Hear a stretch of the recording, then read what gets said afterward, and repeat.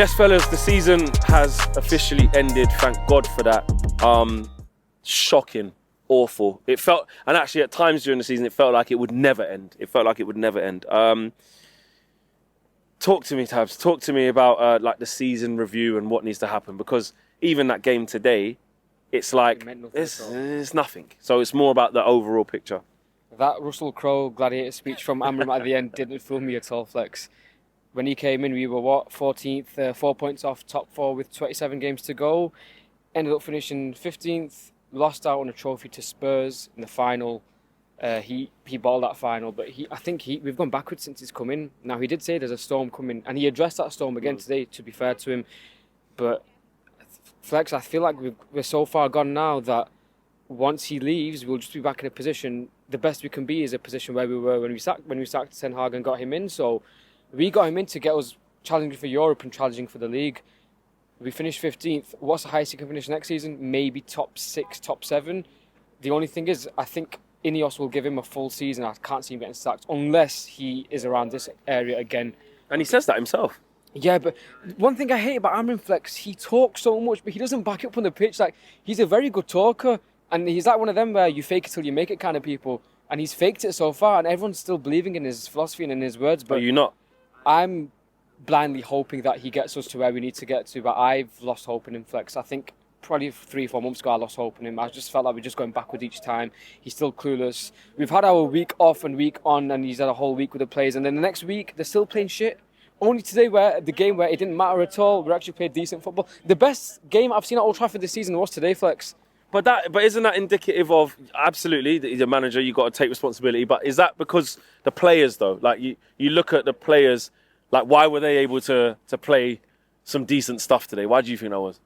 Yeah, I think it's the players, to be fair. Like, the players, they've let this manager down, but they're not just letting him down, they let other managers down as well. So I feel like we keep changing managers, and I understand Amorim's not done a good job this season, but you got to give him a bit of time. If they do sack him this summer, which I don't think they will, then they've said they're not. He's not going anywhere. Yeah, they can't complain. But if we do keep him and back him, we've got to keep him for the whole season. I don't want them to sack him mid-season, then we'll be square one again with Ten Hag.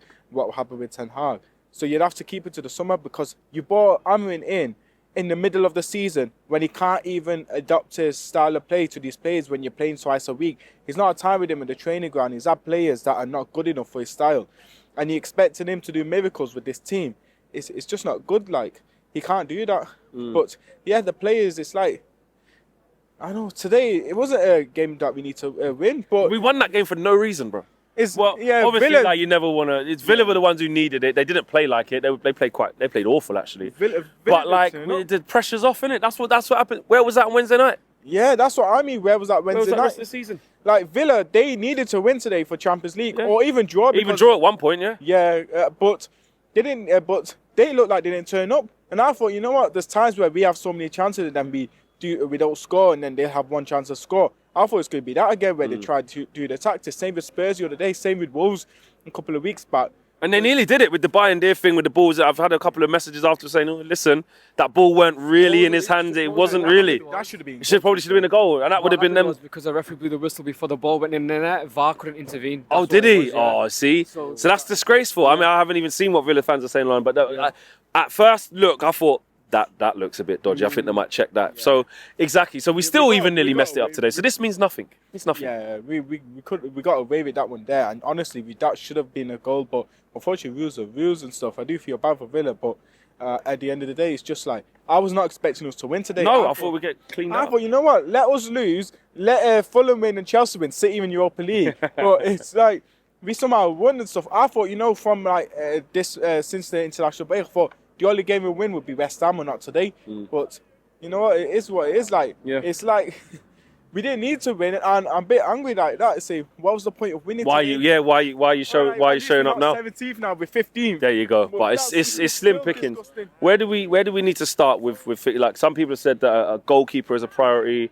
the striker's a priority, 10s, wing backs, because we need everything. We need players all around the park, but I think our two main positions are goalkeeper and striker. Højlund, Flex, we've seen this season how bad he is. Even if he scores 15, 20 goals, it's just the fact that he can't hold the ball up, and the fact that he's wrestling guys all minute of every game, so he needs to go. Onana, it was funny because at the start of the season he was making top saves, and we were like, "Oh, this keeper's he's it. He's past his phase last season where he made stupid mistakes, then he falls back into that trap again. So it's obvious he's not the keeper."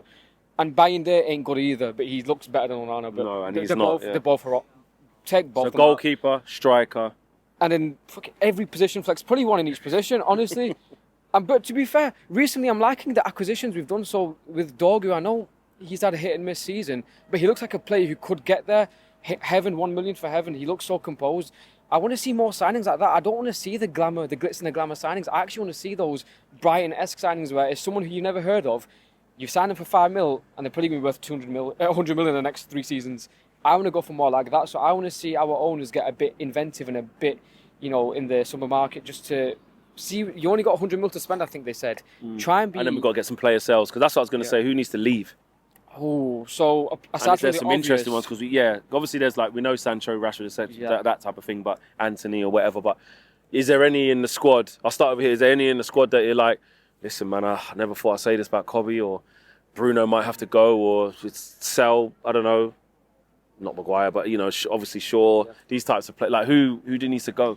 You know what? I saw a video on Instagram about Amorim when he was in Sporting that he sold 17 players in that summer. I don't think it'll happen here. Maybe we'll be lucky to get 8 gone. But I think Bruno, he's done good for the club, but he's also dangerous. But with Bruno, you can get the money. And I think the money is the most important thing right now. You know what? Liverpool got rid of Coutinho years ago. We thought that'd be over for them. They got better players, and they're now winning leagues and going to Champions League finals. So, I mean, you can get rid of your best player as long as you replace them. Because that was our mistake in January. We got rid of Rashford, we got rid of Anthony, and we did not replace him. We got even worse. Yeah. But yeah, Bruno's one of them. I don't want him to, but it's one of them where we can get the money. Garnacho will have to go. Yeah, he's gone already. His behaviour is just attitude. And I think, like Tab said, goalie and striker is the main thing. Yeah, and obviously you brought sell Højlund as well. Yeah. You don't keep him for squad depth or what. It's a sell. The only 2 players I feel like, no one's untouchable, but the only 2 players I'd keep next season for definite are Yoro and Ahmad. Anyone else can go. It's fair game. And like you said, Aiden Heaven's young, just come here, etc. Heaven Dorgu, sorry, them 2 as well. But from what we've had before, Yoro and Ahmad, I'd keep them in. But anyone else, if there's a decent price, sell them. But you have to invest right, though. That's where we go wrong. We end up spending that stupid money back on silly transfers. Cunha looks like he's coming, 62 mil. A lot of money, but we've seen how quality is Flex. Yeah. And 17 goals at Wolves probably means a few more at United. So hopefully he hits the ground running.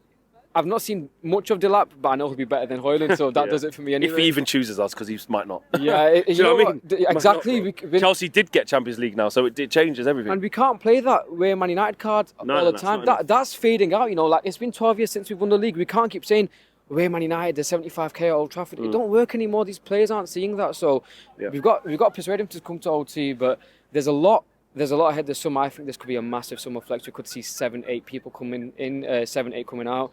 But I came on here, Flex, after the Palace game when we lost, was it 2-0 in Feb? Yeah. And I said, so I'm going to mention the Tottenham game we had on Wednesday. I don't want to go back there, but I said with Amorim, if we get to a position where we're in a final and we're losing 1-0 and it's the 80th something minute and he keeps a back 5, for me that's enough for him to be gone. And I saw that happen on Wednesday night.